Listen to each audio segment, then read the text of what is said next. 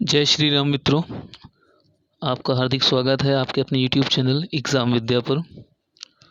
आज हम एक बहुत ही इम्पोर्टेंट टॉपिक पर बात करने जा रहे हैं, जो कि आपको लगभग हर एग्ज़ाम्स में उससे क्वेश्चन देखने को मिलते ही मिलते हैं। और वो इम्पोर्टेंट टॉपिक है important articles related to president, राष्ट्रपति से संबंधित महत्वपूर्ण अनुच्छेद।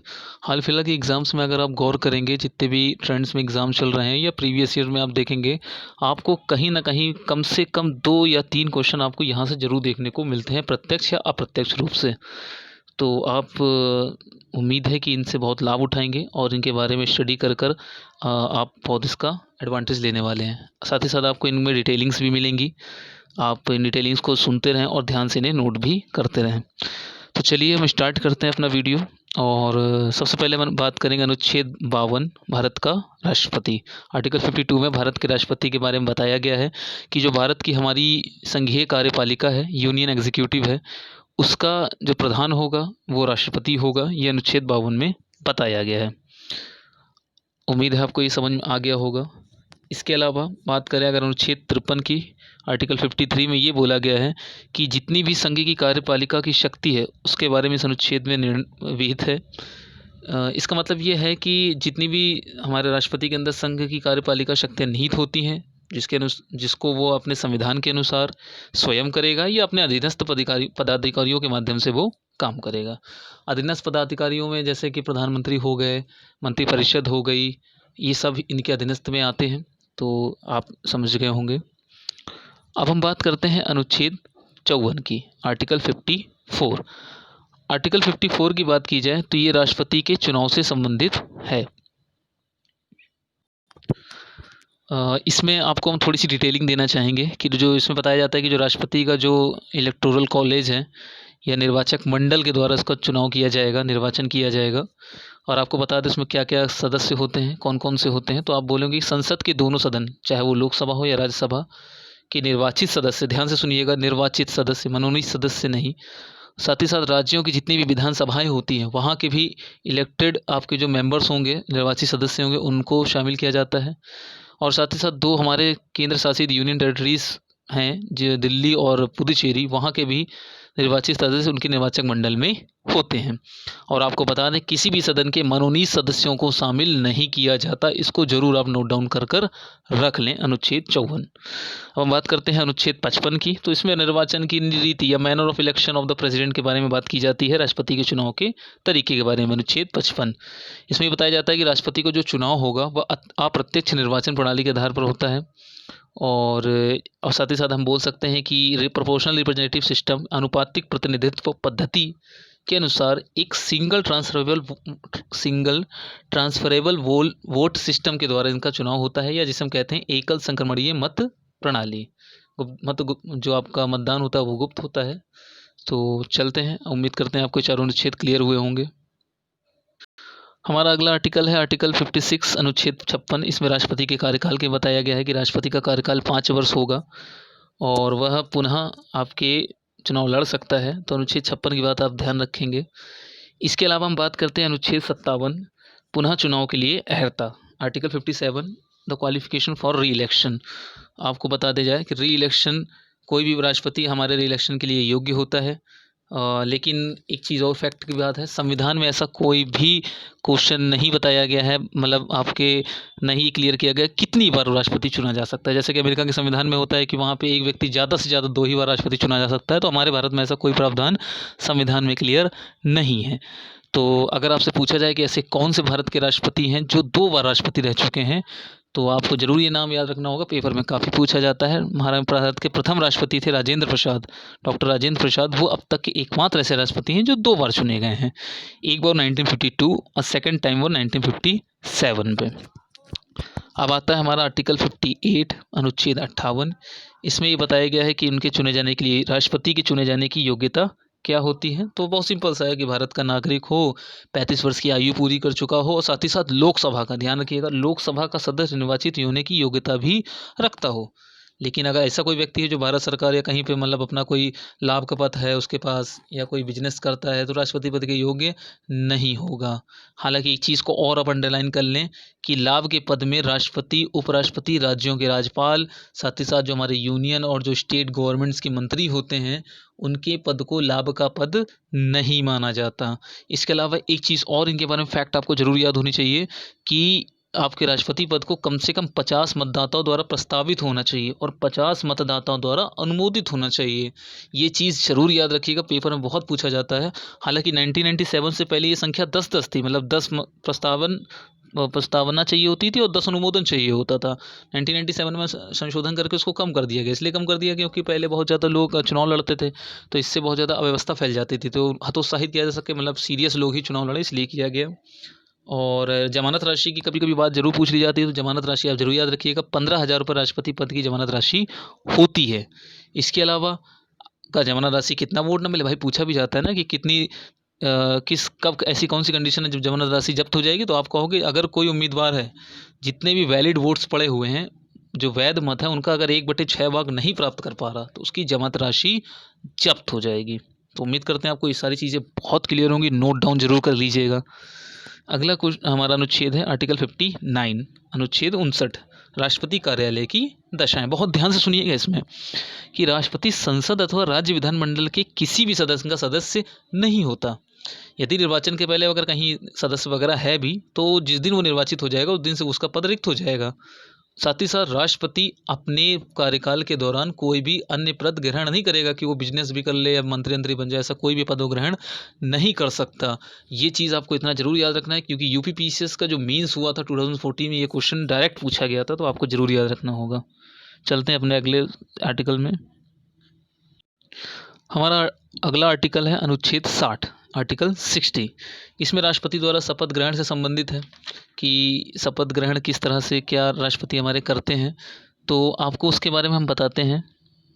तो जो हमारे राष्ट्रपति हैं अपना शपथ ग्रहण उच्चतम न्यायालय के मुख्य न्यायाधीश के सामने करते हैं। अगर वो अनुपस्थित हैं तो कोई ज्येष्ठतम न्यायाधीश जो होगा उसके सामने वो शपथ करते हैं। अगर शपथ की लाइन्स अगर हम आपको सुना दें कि शपथ की लाइन्स ये होती है कि मैं, जो भी राष्ट्रपति अपना नाम बोलेंगे, श्रद्धापूर्वक राष्ट्रपति के पदीय कर्तव्यों का पालन करूंगा, संविधान और विधि का परिरक्षण, प्रिजर्व, संरक्षण और प्रतिरक्षण, डिफेंड करूंगा, भारत की जनता की सेवा में कल्याण में निरत रहूंगा। ठीक है, तो ये शपथ का प्रारूप है। और आपको चीज़ बहुत बहुत इंपॉर्टेंट तरीके से बता दें कि राष्ट्रपति के शपथ का जो प्रारूप है, जो प्रोफार्मा होता है, वो अनुच्छेद 60 में ही है। आपको पता होगा ज़्यादातर जो हमारे मंत्रीगण या प्रधानमंत्री वगैरह जो कोई भी शपथ लेते हैं उनकी प्रोफार्मा जो होता है या सैंपल जो होता है वो अनुसूची 3 में दिया गया है। लेकिन राष्ट्रपति के केस में ऐसा नहीं। राष्ट्रपति के केस का जो प्रोफार्मा है कि किस तरीके से शपथ लेनी है, पूरा पूरा अनुच्छेद 60 में ही बताया गया है। हमारा अगला अनुच्छेद है 61, बेहद इंपॉर्टेंट अनुच्छेद है, आर्टिकल 61। इसमें राष्ट्रपति पर महाभियोग की प्रक्रिया का वर्णन किया गया है। इसमें कहा गया है कि राष्ट्रपति यदि संविधान के अनुरूप कार्य नहीं करता है या उसके अगेंस्ट ऐसी कोई हरकतें कर रहा है जो उस देश के लिए हानिकारक है, तो संसद में उसके खिलाफ अभियोग लाया जा सकता है पदच्युत करने के लिए उन्हें। मतलब और आपको बता दें कि जो विरोध राष्ट्रपति के विरुद्ध जो महाभियोग लाया जाता है जो संसद में, ये एक अर्ध न्यायिक प्रक्रिया है, आपकी हाफ जुडिशियल प्रोसेस है। और महाभियोग का प्रस्ताव की खास बात यह कि ये संसद के किसी भी सदन में, लोकसभा या राज्यसभा किसी सदन में प्रस्तुत किया जा सकता है। लेकिन इसके पहले आपको राष्ट्रपति को 14 दिन पूर्व सूचना देनी होगी और जो प्रस्ताव लाया जा रहा है उसमें सदन का कम से कम 1/4 सदस्यों के हस्ताक्षर भी होने चाहिए। और यदि वो सदन के कम से कम 2/3 बहुमत से पारित हो जाता है तो वो दूसरे सदन में चला जाता है और फिर वही सेम प्रोसेस जो कि पहले की गई है। अगर दोनों सदनों में ऐसा हो जाता है तो राष्ट्रपति महाभियोग के तहत अपने पद को उसको छोड़ना पड़ जाएगा। हालांकि आज तक ऐसा कोई भी महाभियोग किसी भी राष्ट्रपति के ऊपर लगाया नहीं गया है। चलिए, अब हमारा अगला जो आर्टिकल है अनुच्छेद 62, वो है राष्ट्रपति पद के रिक्त होने पर पूर्ति के लिए चुनाव कराने का समय। तो इसमें बोला गया कि अगर राष्ट्रपति जो है उसका जो पद अगर रिक्त हो जाता है तो उसका जल्द से जल्द चुनाव करा लेने चाहिए। मतलब कह सकते हैं कि राष्ट्रपति पद का समाप्त होने के पहले ही नए राष्ट्रपति को चुनाव संपन्न करा लिया जाएगा। और आपको हम बता दें कि हमारा जो 56 sub clause 1 sub clause C के अधीन ये चीज़ बताई गई है कि राष्ट्रपति अपनी पद समाप्त होने पर भी जब पद पर बना रहेगा जब तक कि उसका कोई जो डिसेंडेंट है, उत्तराधिकारी है, उसका पद ग्रहण नहीं कर लेता है। ठीक है, तो आप इसे याद रखेंगे। हमारा अगला आर्टिकल है आर्टिकल 65 अनुच्छेद 65। इसमें उपराष्ट्रपति का राष्ट्रपति के रूप में कार्य करना बताया गया है। ये बहुत ही इंटरेस्टिंग रहने वाला है, आप इस आर्टिकल को जरूर ध्यान से सुने और नोट डाउन कर लें कि यदि हमारा राष्ट्रपति किसी कारणवश या त्यागपत्र दे देता है या उसकी मृत्यु हो जाती है तो उसके स्थान पर हमारे क्या नाम है उपराष्ट्रपति उसके स्थान पर काम करते हैं, कार्यवाहक राष्ट्रपति के रूप में काम करते हैं। जैसे कि मान लीजिए कोई राष्ट्रपति मर गया या उनकी मृत्यु हो गई, त्यागपत्र दे दिया, महाभियोग से हट गया या कोई भी कारण से अगर वो हट जाते हैं तो राष्ट्रपति ही कार्यवाहक राष्ट्रपति के रूप में काम करेगा। और इस दौरान उपराष्ट्रपति को राष्ट्रपति के जैसे ही जितनी भी उनके अलाउंसेस होते हैं, वेतन होता है, वैसे ही मिलेगा राष्ट्रपति का। और एक बार आपको बता दें कि कभी कभी ऐसा होता है कि राष्ट्रपति भी नहीं है, उपराष्ट्रपति भी नहीं है, तो तब अगर जो राष्ट्रपति का काम करेगा वो होगा हमारे भारत के मुख्य न्यायाधीश, आपके चीफ जस्टिस ऑफ इंडिया। आपको इसके बारे में एक बहुत बहुत अच्छा फैक्ट बताना चाहेंगे कि जो भारत के एक पहले हमारे चीफ जस्टिस थे एम हिदायतुल्लाह, इन्होंने कार्यवाहक राष्ट्रपति के रूप में काम किया है। कंडीशन सुनिएगा, कंडीशन ये थी कि 1969 में जो उस समय के राष्ट्रपति थे डॉक्टर जाकिर हुसैन, उनकी मृत्यु हो जाती है तो उसके बाद उपराष्ट्रपति वीवी गिरी जो रहते हैं वो राष्ट्रपति बनाए गए। लेकिन वीवी गिरी ने क्या किया कि राष्ट्रपति को चुनाव लड़ने के लिए अपने पद से त्यागपत्र दे दिया, तो इस प्रकार राष्ट्रपति उपराष्ट्रपति दोनों के ही पद बेकार खाली हो गए। तो जब उपराष्ट्रपति राष्ट्रपति रूप में काम नहीं कर रहा है तो राज्यसभा के सभापति कर्तव्य का पालन नहीं करता है और ना ही राज्यसभा के सभापति के रूप में जो वेतन या भत्ते उसका हकदार होता है। तो ऐसी कंडीशन में हिदायतुल्लाह जी ने थोड़े समय के लिए कार्यवाहक राष्ट्रपति के रूप में काम किया है। तो आपसे क्वेश्चन पूछा जा सकता है कि ऐसे मुख्य न्यायाधीश का नाम बताएं जिन्होंने कार्यवाहक राष्ट्रपति के रूप में काम किया है। ये रेयर केस है, जरूर याद रखेंगे। तो उम्मीद करते हैं आपको समझ में आया होगा। हमारा अगला आर्टिकल है आर्टिकल 71 अनुच्छेद 71। उसमें बोला गया राष्ट्रपति के चुनाव से संबंधित मामले जितने भी होंगे, मतलब जितना भी राष्ट्रपति उपराष्ट्रपति के चुनाव संबंधी जो भी विवाद होगा वो पूरा पूरा सॉल्ट आउट किया जाएगा उच्चतम न्यायालय, हाई कोर्ट, सुप्रीम कोर्ट में या हाई कोर्ट में। वैसे तो सुप्रीम कोर्ट में ही इसका प्रावधान किया है कि वहीं उसी का निर्णय अंतिम भी माना जाएगा। ठीक है, हमारा अगला आर्टिकल है अनुच्छेद 72 आर्टिकल 72, जिसमें राष्ट्रपति के क्षमादान की शक्ति, साथ ही साथ कुछ ऐसे रेयर केसेस होते हैं जिसमें दंड को माफ़ करना, स्थगित करना, कम कर देना, इसमें ये चीज़ें बताई गई हैं। इसके अलावा हमारा अगला आर्टिकल है अनुच्छेद 74। इसमें मंत्रिपरिषद का राष्ट्रपति को परामर्श एवं सहयोग प्रदान करना के बारे में वर्णित किया गया है। इसमें ये बताया गया है कि राष्ट्रपति अपनी जो भी कार्यपालिका शक्ति होगी उसके प्रयोग में सलाह लेने के लिए एक मंत्रिपरिषद का गठन करेगा। और मंत्रिपरिषद का प्रधान आपको पता है कौन होता है, हमारे पीएम, प्राइम मिनिस्टर होते हैं। इसके अलावा अगर हम बात करें अनुच्छेद 75 की, तो अनुच्छेद 75 आर्टिकल 75 में जैसे मंत्रियों से संबंधित प्रावधान है, जैसे उनकी नियुक्ति कैसे होगी, कार्यकाल क्या होगा, वेतन आदि का वर्णन उसमें किया गया है। मतलब अगर बात की जाए कि नियुक्ति है तो नियुक्ति आपको पता है कि सब आपके मंत्रिपरिषद का नियुक्ति प्रधानमंत्री की सलाह पर राष्ट्रपति ही करता है। इसके अलावा कार्यकाल आपको पता है कि 5 साल ही इनका सामान्य तौर पर होता है। अगर बीच में कोई ऐसी घटना हो जाए जिससे किसी एक मंत्री को त्यागपत्र देना पड़े कैबिनेट मंत्री को, तो पूरी पूरी मंत्रिपरिषद ही बेकार हो जाती है। प्रधानमंत्री भी अगर अपना त्यागपत्र दे दे तो पूरी पूरी मंत्रिपरिषद गिर जाती है। साथ ही साथ वेतन कितना उनको मिलना है, ये सारे विवरण इसमें दिए गए हैं। चलते हैं हमारे अगले सेक्शन की ओर। हमारा अगला सेक्शन है अनुच्छेद 76 आर्टिकल 76, जिसमें भारत के महान्यायवादी अटॉर्नी जनरल ऑफ इंडिया के बारे में बताया गया है। आपको बता दिया जाए कि जो हमारा भारत के महान्यायवादी होते हैं, अटॉर्नी जनरल ऑफ इंडिया होते हैं, ये यूनियन गवर्नमेंट को रिप्रेजेंट करते हैं आपके किसी भी कोर्ट में। उनको मतलब एक लीगल उनके एडवोकेट होते हैं। साथ ही साथ आपके राष्ट्रपति द्वारा इनका चुनाव किया जाता है, मतलब नियुक्ति उनकी की जाती है। अब हम बात करेंगे अनुच्छेद 77 की, आर्टिकल 77। इसमें भारत सरकार द्वारा कार्य का संचालन बताया गया है कि कैसे भारत सरकार अपने अधीनस्थों के माध्यम से कार्य का संचालन करेगी।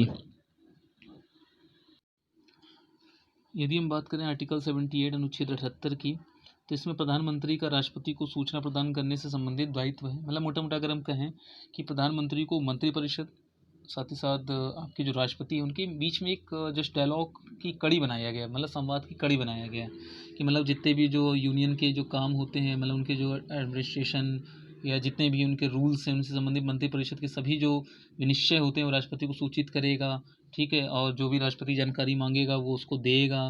साथ ही साथ राष्ट्रपति अगर कोई ऐसे विषय पे उनसे विचार मांगते हैं, ठीक है, जिसके लिए किसी मंत्री ने विनिश्चय किया है, तो उसके बारे में भी प्रधानमंत्री कर्तव्य को बताएं। साथ ही साथ राष्ट्रपति को संसद का सत्र बुलाना है या कैसे ख़त्म करना है, इसके बारे में भी परामर्श देता है प्रधानमंत्री हमारे राष्ट्रपति को। और कभी भी राष्ट्रपति से संसद को भंग करने की सिफारिश भी कर सकता है। तो ये इसमें बताया गया है। इसी साथ हम बात करें अनुच्छेद 85 की, तो अनुच्छेद 85 में आपके संसद का सत्र को शुरू कब करना है, सत्र अवसान कब करना है और भंग कब करना है, इसके बारे में वर्णित है कि हमारे राष्ट्रपति संसद को सत्र शुरू करने, सत्र अवसान करने, भंग करने के निर्देश जारी करते हैं। और साथ ही साथ आपकी संसद के सत्र, आपको पता है साल में कम से कम 2 सत्र जो है वो जरूर लगे होने मतलब जरूर होने चाहिए, और कम से कम उनमें 6 महीने से ज़्यादा का डिफरेंस नहीं होना चाहिए। और हमारा जो लोकसभा अध्यक्ष होता है वो संसद को कभी भी सत्र अवसान कर सकता है। ठीक है, तो ये सारी चीज़ें आपको जरूर याद रखने वाली होंगी। अब हम चलते हैं अगले अनुच्छेद 111 में। अनुच्छेद 111 में बताया गया है कि संसद द्वारा पारित विधेयकों पर राष्ट्रपति की सहमति प्रदान करना। तो आपको बता दें, संसद पे जितने भी विधेयक पारित होते हैं ये बिना राष्ट्रपति की अनुमति के नहीं पेश किए जाते हैं, और साथ ही साथ जब तक राष्ट्रपति उन पे हस्ताक्षर नहीं करता तो ये नियम नहीं बन पाते, एक्ट नहीं बन पाते हैं। ठीक है, तो ये चीज़ आपको जरूर याद रखने वाली होगी। साथ ही साथ आपको ये भी पता होगा कि हमारे देश विदेश में जितने भी समझौते होते हैं या कोई भी बड़े बड़े मेजर काम होते हैं वो सारे के सारे राष्ट्रपति के नाम पर ही किए जाते हैं। इसके अलावा अनुच्छेद 112 की बात की जाए तो अनुच्छेद 112 में बजट के बारे में बताया गया। संघीय बजट या वार्षिक वित्तीय विवरण इसको नाम पहले दिया बोला जाता था, अब शॉर्ट फॉर्म में इसे बजट कहा जाता है। बजट एक बक्सा का एक शॉर्ट फॉर्म है, पहले बोला जाता था इसका लिटरली मतलब। तो मतलब साल भर में जो हमारी यूनियन गवर्नमेंट होती है वो कितने उसको अपने एक्सपेंसेस रखने हैं, किन किन योजनाओं पे कितना खर्च करना है, क्या अलाउंसेस देने, कितनी छूट देनी, इन सारी चीज़ का विवरण बजट के अंतर्गत डाला जाता है। हर साल ये लाया जाता है और इस पर राष्ट्रपति की सहमति होना अति आवश्यक है, उसी की अनुमति से ही ये चीज़ लाई जाती है। फिर हम बात करते हैं अनुच्छेद 123 की 123 आर्टिकल 123 में, जिसमें राष्ट्रपति के अध्यादेश जारी करने की शक्ति के बारे में है।